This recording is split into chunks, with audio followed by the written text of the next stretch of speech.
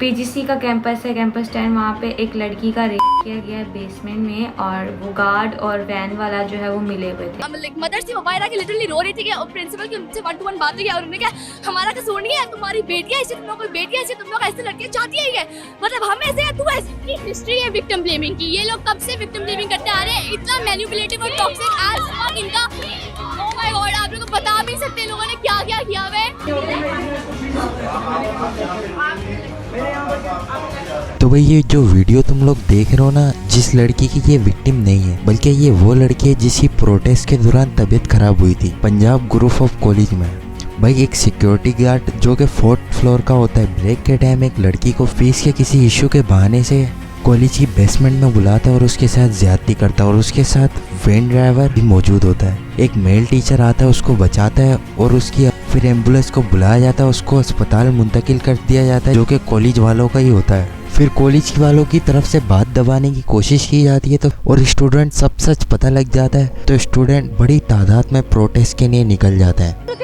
इतने परेशान है, ये सारा ही इस जो अदारे के इंतजामिया उसकी नाअहली है। एक बच्ची के साथ इंसिडेंट हुआ और 4-5 दिन हो गए हैं, और इन लोगों ने उसे कवर ही नहीं किया, वालिदैन को इत्मीनान में नहीं लिया, ऊपर से बच्चों को थ्रेट कर रहे हैं कि हम स्टक ऑफ कर देंगे। मुझे बताएं, सुप्रीम कोर्ट की रूलिंग है, आप किसी इदारे से किसी तालिब को स्टक ऑफ नहीं कर सकते।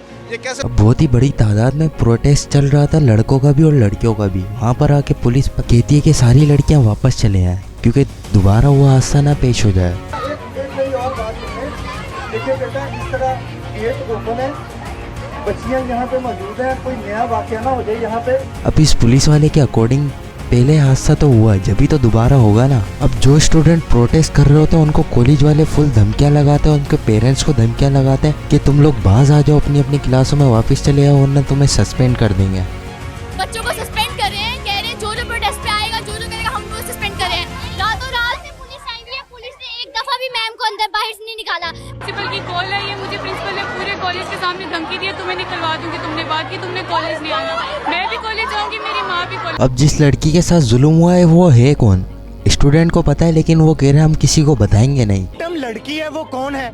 हमें पता है, लेकिन हम उसकी आइडेंटिटी नहीं बताना। हमें लड़की का पता है, उसका नाम पता है, लेकिन ये लड़की की कोई इन्फॉर्मेशन नहीं दे रहे। ये आइडेंटिटी तो हम नहीं रिवील कर सकते, वो इधर ही है। अब भाई प्रोटेस्ट में पुलिस लाठी चार्ज करती है, काफी स्टूडेंट जख्मी होते हैं और काफी को गिरफ्तार भी कर लेती है। प्रोटेस्ट के दौरान ही वजीर तालीम पहुंच जाते हैं, जो कि स्टूडेंट के फुल सपोर्ट में होता है। प्रिंसिपल ने पहले वीडियो एविडेंस डिलीट किया, फिर उसके बाद यहाँ के कैमरास ऑफ किए गए। इसकी सस्पेंशन ऑलरेडी सुबह हमने रजिस्ट्रेशन इसकी सस्पेंड कर दी है कि अगर ये क्राइम इन्होंने कमिट किया है तो फिर हमें इन बच्चों को प्रोटेक्ट करते हुए उनकी सारी registration cancel. Point of view ये है कि क्यों उस बच्ची को प्रोटेक्ट नहीं किया गया और प्रिंसिपल को प्रोटेक्ट किया गया। अब अगर हादसा नहीं हुआ तो बिना तहकीक वजीर तालीम वहाँ कैसे पहुँचे और उन्होंने ये बयान क्यों दिया। और दूसरी तरफ लड़की के पापा और चाचा आके शॉकिंग बयान दे देते हैं कि भाई हमारी लड़की के साथ ये हादसा हुआ ही नहीं है, बल्कि वो तो जीने से गिर गई थी और उसको चोट लग गई थी, वो ICU में इस वजह से है। हमारी बच्ची घर पे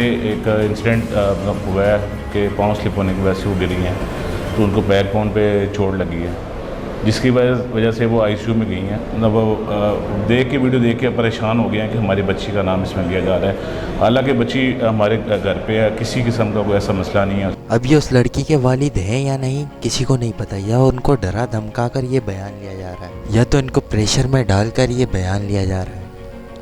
अब तुम लोग देख रहे हो इतना बड़ा गेम एक सिक्योरिटी गार्ड को बचाने के लिए किया जा रहा है। तुम लोगों को ऐसा लग रहा होगा, बल्कि ऐसा बिल्कुल भी नहीं है। कॉलेज की रेपुटेशन बचाने के लिए किया जा रहा है, क्योंकि अगर कॉलेज वाले मान लेते कि ऐसा इंसिडेंट वहाँ हुआ है तो भाई कौन अपनी बच्चियाँ वहाँ उस कॉलेज में पढ़ने के लिए भेजेगा। अब जो ओन नामी सिक्योरिटी गार्ड गिरफ्तार था ना, उसको भी रिहा कर दिया गया है।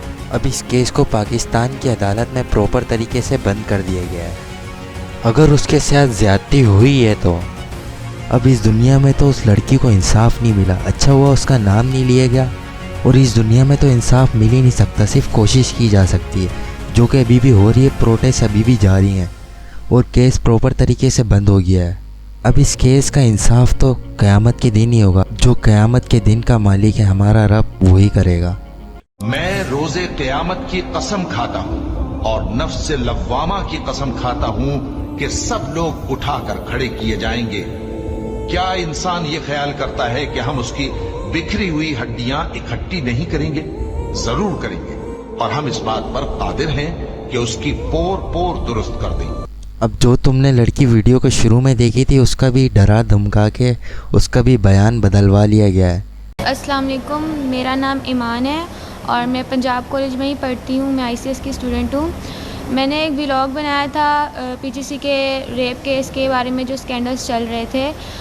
मैंने कोई इन्वेस्टिगेशन वगैरह कुछ भी नहीं किया, ना मुझे पता था कि ये बात फेक है या राइट है या क्या है, लेकिन मैंने फिर भी उस पर एक व्लॉग बनाया। मैंने जो बातें, एक इंस्टाग्राम पे ग्रुप बना था, वहाँ पे बच्चियाँ बोल रही थी कि प्रिंसिपल ने जो है हमारे फ़ोन तोड़ दिए हैं, हमें मतलब उन्होंने सेट किया है। ऐसी कोई भी बात नहीं थी।